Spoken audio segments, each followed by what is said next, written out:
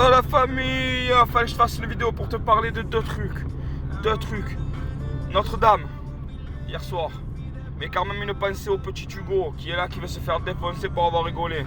Donc Hugo a simplement voulu délirer. Vous vous souvenez de cette émission Hugo Délire, frère? Donc bref, c'était la petite parenthèse. J'espère vraiment qu'on va le laisser tranquille. Et je pense que personne ne mérite la mort quand on essaie d'avoir un brin d'humour. Il n'y a rien eu de méchant dans ces dires. Donc les personnes qui le menacent pour ci, pour rien, voilà, je trouve ça vraiment honteux. C'est pas grave. Exprime-toi si tu es content, si tu n'es pas content, on en discute. Mais je veux surtout parler de Notre-Dame. Parce que le fait divers numéro 1 hier, c'était Notre-Dame. Qui s'est complètement embrasée. Alors il y a plein de trucs qui me dérangent sur cette situation en France. La première, c'est déjà où c'est qu'on va mettre le bossu de Notre-Dame, frère. Où c'est qu'il va pouvoir crécher maintenant, frère.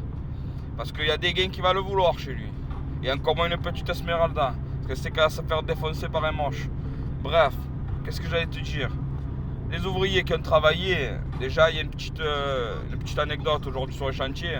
C'est quand tu te rends compte que en matière de sécurité, on fait juste des papiers pour se couvrir.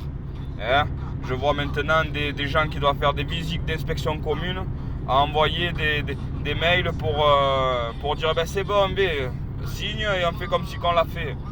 Ça c'est juste pour se couvrir. Donc il y a plein de petits trucs aujourd'hui. On va plus se bloquer là la santé, le cerveau sur l'amiante, le ci, le là, mais on va oublier et négliger les règles de sécurité basiques. On va te casser les couilles avec des échelles qui sont soi-disant pas homologuées, mais derrière on va t'autoriser à travailler et à souder sans forcément avoir un instincteur pour l'utilisation que tu as. Ça veut dire on met souvent un instincteur à côté de nous, mais il est peut-être pour des feux voilà, de bois alors que tu es en train de travailler dans une chaufferie avec du fioul, etc. etc. Donc au final, tu fais juste de l'acte, voilà, de l'acte de présence. Donc vous verrez que la chute de cette histoire, c'est que c'est un ouvrier qui a fait le con. Hein? Donc ça c'est primo. Secondo, je me demande bien qui c'est qui va être capable de la reconstruire aujourd'hui, parce que notre savoir-faire, il s'est barré depuis bien longtemps. Parce qu'il y a bien longtemps que la France elle a arrêté de former les jeunes. Il y a bien longtemps que la France, eh ben, elle est plus la meilleure dans ce domaine. Fut un temps, on avait les compagnons du devoir français qui étaient la meilleure main-d'œuvre ou l'une des meilleures main-d'œuvre mondiales. Et on était appelés dans le monde entier pour notre savoir-faire. Ça, c'est quelque chose qui se perd de plus en plus. Et aujourd'hui, on a une cathédrale qui tombe et on crie à l'aide et on demande à tous les pays de nous aider. Donc déjà, au niveau de la main-d'œuvre, ben, qui vient nous aider, c'est très bien. Mais je pense qu'il n'y aura personne qui va aider personne. Je pense que ça restera quand même qu'une histoire de pognon. Donc je voudrais surtout dire déjà un grand merci à LVMH qui va, le grand patron de Louis Vuitton, qui va envoyer de ses fonds propres 200 millions d'euros pour réparer ce merdier.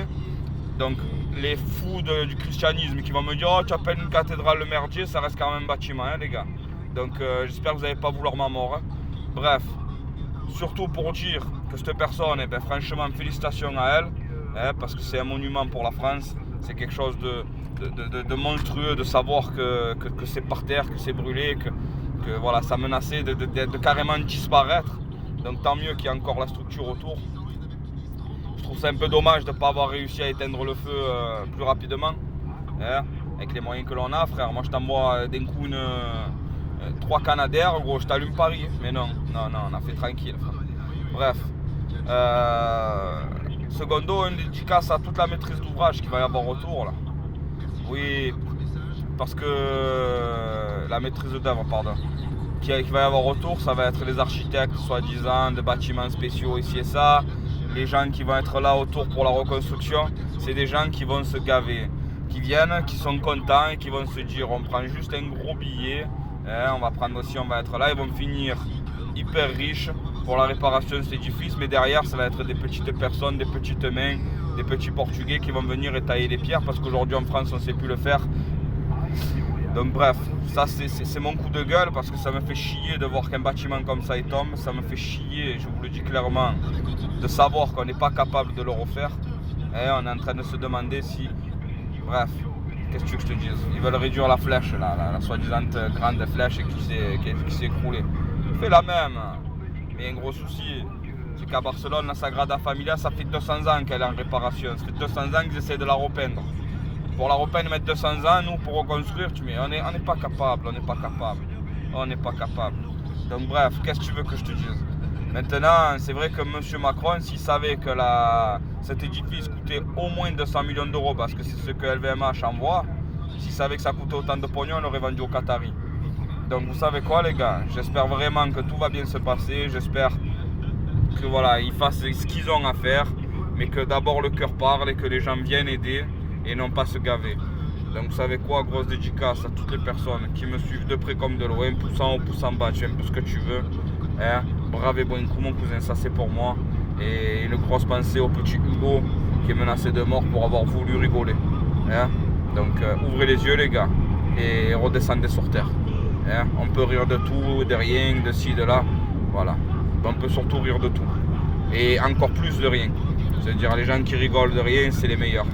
C'est des gens qui ont de l'humour. Donc, in the boîte. Ciao la famille.